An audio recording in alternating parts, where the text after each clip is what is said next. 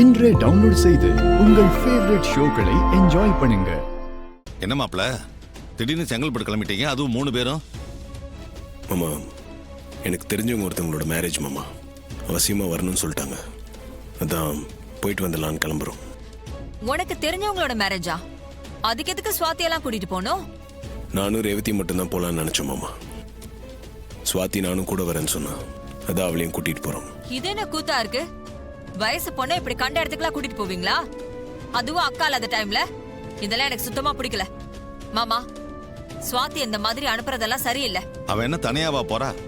மாப்பிள்ள போறாரு, கூட ரேவதியும் போறா. அவங்க கூட தானே போறா. என்ன மாமா நீங்க? யாரோ 3வது ஆள் வீட்டோட கல்யாணத்துக்கு சம்பந்தம் இல்லாம இவ போய் நிக்கணுமா? அசிங்கமா இல்லையா? அக்காவுக்கு தெரிஞ்சா அவங்க என்னதான் திட்டுவாங்க. நீ ஏண்டி சுவாதி அனுப்புனேன்னு டென்ஷன் ஆவாங்க. நான் அத்தைக்கு ஃபோன் பண்ணி விஷயத்த சொல்லிட்டேன். அவங்க தாராளமாக கூட்டிட்டு போங்கன்னு சொல்லிட்டாங்க. இதுக்காக நீங்க தேவையில்லாம டென்ஷன் ஆக வேண்டாம். அத்தையே சொல்லிட்டாங்க, அப்புறம் என்ன? ஏ சுவாதி, நீ எதுக்கு உனக்கு சம்பந்தமே இல்லாத கல்யாணத்துக்கு போகணும்னு ஆசைப்படுற? அது சித்தி, வீட்ல இருந்தா போர் அடிக்குது.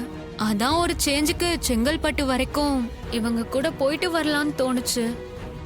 கார்ல தானே போறோம், ஜாலியா பேசிட்டு பாட்டு கேட்டுட்டு போயிட்டு வரலாம்ல, அதான். அப்படியா?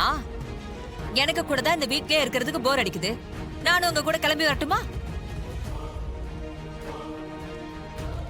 என்னப்பா, நானும் உங்க கூட வரலாமா? தாராளமாக வரலாம்.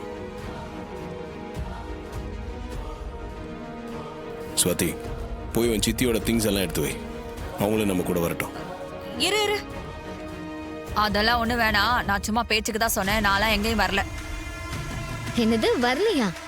அப்புறம் எதுக்கு சொன்னீங்க? அட, சும்மா ஒரு பேச்சுக்கு ஃப்ளோல சொன்னேன். எனக்கு 1000 வேலை இருக்கு. நான்லாம் வரல. ஆமா ஆமா, சின்னத்துக்கு இங்க எவ்வளவு வேலை இருக்கு. அவங்களால ஒரு நிமிஷத்தை கூட வேஸ்ட் பண்ண முடியாது. அவங்க இங்க இருக்கட்டும், நீங்க பத்திரமா போயிட்டு வாங்க.